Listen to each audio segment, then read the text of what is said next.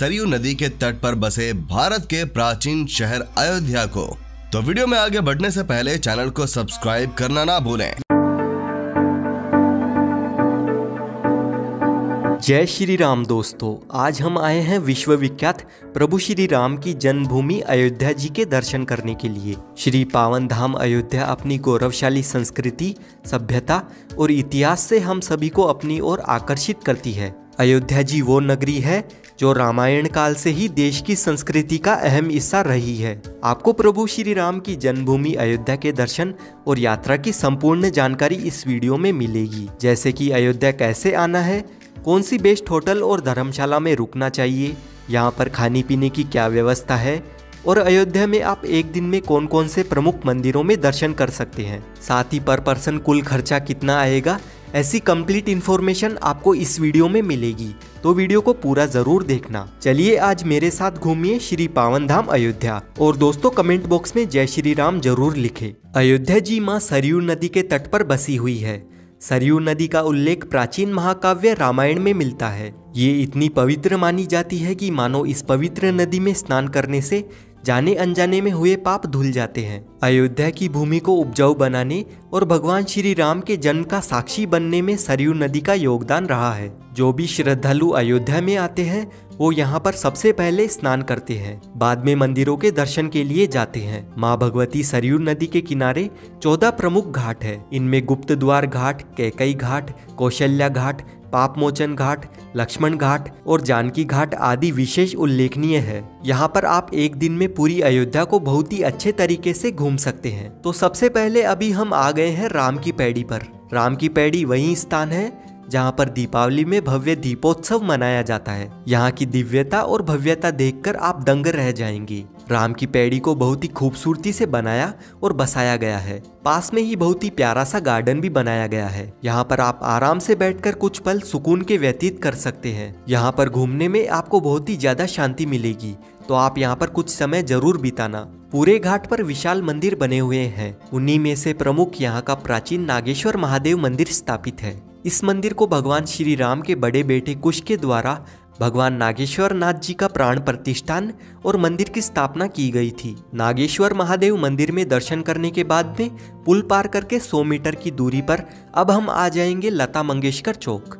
यहाँ पर ये 40 फीट की विशाल वीणा स्थापित है और ये अयोध्या का मुख्य चौक है। यहाँ से अब हम जाएंगे 1 किलोमीटर की दूरी पर स्थित हनुमानगढ़ी पर और यहीं से आपको ई रिक्शा मिल जाएगा। 10 रुपए का किराया देकर हम आ जाएंगे अयोध्या के चौकीदार हनुमान जी के दर्शन करने के लिए। हनुमान जी को अयोध्या का चौकीदार और रक्षक माना जाता है। यहाँ की ऐसी मान्यता है कि राम जी के दर्शन करने से पहले हनुमानगढ़ी में हनुमान जी के दर्शन करना चाहिए। हनुमानगढ़ी को अयोध्या का प्रवेश द्वार भी कहा जाता है और यहाँ के आसपास में ही सभी मुख्य स्थल बने हुए हैं। यहाँ पर बहुत सारी प्रसाद और फूल मालाओं की दुकानें बनी हुई है। यहाँ से प्रसाद और फूल माला लेने के बाद में 76 सीढ़ियों को चढ़कर आप हनुमान जी के अलौकिक दर्शन प्राप्त कर सकते हैं। जब प्रभु श्री राम जी ने अपनी जीवन लीला का समापन किया और वैकुंठ लोक की ओर जा रहे थे, तब राम जी हनुमान जी को अयोध्या रामकोट की रक्षा के लिए आदेश देकर गए थे और तब से लेकर आज तक हनुमान जी यहाँ पर बैठकर पूरे अयोध्या की देखभाल कर रहे हैं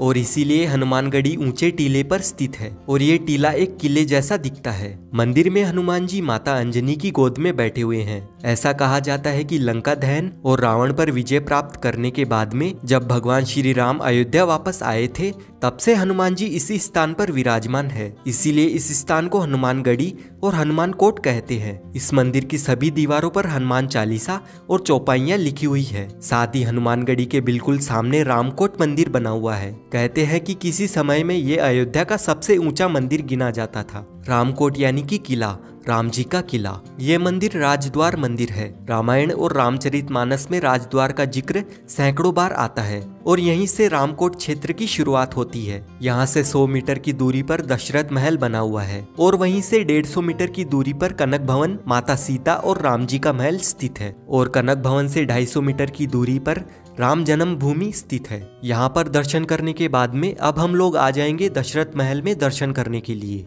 जब आप श्री राम जन्मभूमि के दर्शन करने जाएंगे तो आधे रास्ते में ही हनुमानगढ़ी से 200 मीटर की दूरी पर दशरथ महल बना हुआ है।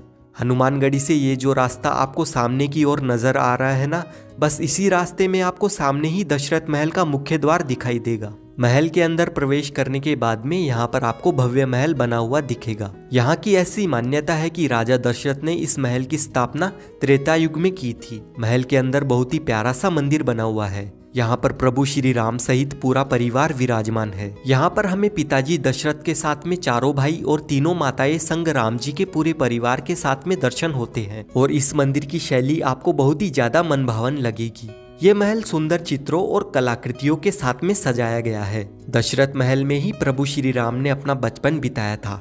इस महल में प्रभु श्री राम के बचपन से लेकर जवानी तक की सभी प्रतिमाओं के दर्शन होते हैं। दशरथ महल राम जी का खेल आंगन है, जिसका वर्णन तुलसीदास जी ने रामचरितमानस में बड़े ही सुंदर रूप में किया है। दशरथ महल के दर्शन करने के बाद में यहीं से पास में जो राइट हैंड पर रास्ता जाता है, ये रास्ता आपको सीधे कनक भवन की तरफ ले जाता है। कनक भवन में भगवान राम और माता सीता के दर्शन करने के लिए कनक भवन के खुलने और बंद होने का निश्चित समय है। सुबह 8 बजे मंदिर खुलता है, फिर 12:30 बजे बंद कर दिया जाता है और फिर उसके बाद में शाम को 4:30 बजे फिर से महल खुलता है और रात के 9 बजे इस मंदिर को बंद कर दिया जाता है। जब माता सीता विवाहित होकर अयोध्या आई थी, तब माता कैकेयी ने इस महल को सीता माता की मुंह दिखाई में उपहार स्वरूप दिया था। ये महल भगवान श्री राम और माता सीता का निजी महल हुआ करता था।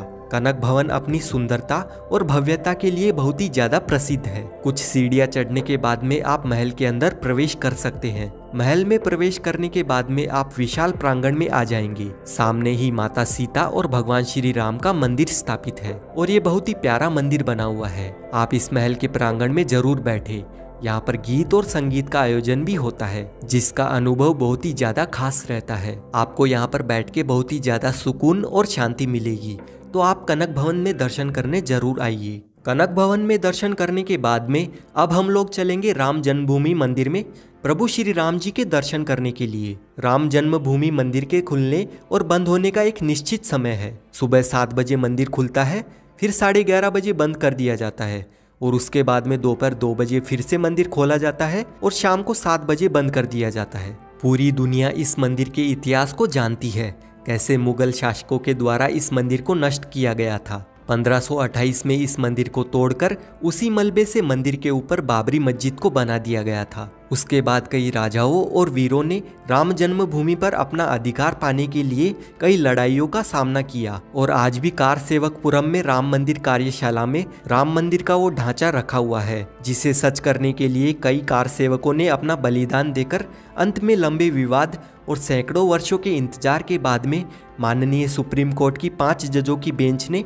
पुनः राम मंदिर निर्माण का ऐतिहासिक फैसला सुनाते हुए 9 नवंबर 2019 को मंदिर के पक्ष में फैसला सुनाया। अब यहाँ पर विश्व विख्यात राम मंदिर बन चुका है, जिसकी भव्यता, विशालता और दिव्यता बहुत ही ज्यादा अलौकिक होने वाली है। वर्तमान सरकार की देखरेख में मंदिर का निर्माण कार्य बड़ी ही तेजी से पूरा होने की कगार पर है। बस इंतजार है 22 जनवरी 2024 का। 22 जनवरी 2024 को प्रभु श्री राम के इस अलौकिक दरबार का भव्य उद्घाटन होने वाला है और मुख्य गर्भगृह में रामलला को स्थापित किया जाएगा। तो चलिए अब हम लोग चलेंगे रामलला के दर्शन करने के लिए। मंदिर के अंदर मोबाइल, घड़ी, पर्स, बैग कुछ भी सामान नहीं ले जा सकते हैं। आप अपने साथ में सिर्फ अपने पैसे और ID कार्ड ही ले जा सकते हैं। इसीलिए यहाँ पर सामान रखने के लिए लॉकर फैसिलिटीज भी मिल जाएगी और यहाँ पर फ्री में आप अपना सामान जमा कर सकते हैं। सारा सामान जमा करवाने के बाद में लाइन में लगकर हम लोग मंदिर परिसर में प्रवेश करेंगे और रामलला के दर्शन करेंगे। अभी आप दूर से ही बन रहे नए राम मंदिर को देख सकते हैं। राम मंदिर का निर्माण कार्य लगभग पूरा हो चुका है और पूरी अयोध्या नगरी का सौंदर्यीकरण किया जा रहा है। आने वाले समय में अयोध्या नगरी स्वर्ग जैसी बन जाएगी। यहाँ पर बहुत ही जोरों शोरों से विकास कार्य हो रहे हैं और एकदम नए तरीके से अयोध्या नगरी को बसाया जा रहा है। दोस्तों अब हम लोग जान लेते हैं अयोध्या पहुँचे कैसे। तो यहाँ तक आने के लिए सबसे बेस्ट और कन्वीनियंट ऑप्शन रहता है ट्रेन का। अयोध्या में 2 रेलवे स्टेशन बने हुए हैं। पहला अयोध्या जंक्शन और दूसरा है अयोध्या कैंट। देश के हर प्रमुख स्टेशन से आपको यहाँ तक डायरेक्ट ट्रेन मिल जाएगी। अयोध्या जंक्शन से श्री राम जन्मभूमि मंदिर की दूरी लगभग 1 किलोमीटर है। वहीं राम की पैड़ी सरयू घाट की दूरी लगभग 3 किलोमीटर है और आप ई रिक्शा के माध्यम से 20 रुपए का किराया देकर आराम से पहुंच जाएंगे। वहीं बात करें अयोध्या कैंट रेलवे स्टेशन की, तो यहाँ से राम की पैड़ी की दूरी लगभग 11 किलोमीटर है। आप ई रिक्शा के माध्यम से 50 रुपए का किराया देकर सरयू घाट तक आ सकते हैं। वहीं आप अगर फ्लाइट के माध्यम से अयोध्या आना चाहते हैं तो अयोध्या में भव्य महर्षि वाल्मीकि इंटरनेशनल एयरपोर्ट बन चुका है और राम मंदिर के उद्घाटन से पहले ही अयोध्या में आने वाले भक्तों के लिए 1 जनवरी 2024 से शुरुआत में दिल्ली, मुंबई, बेंगलुरु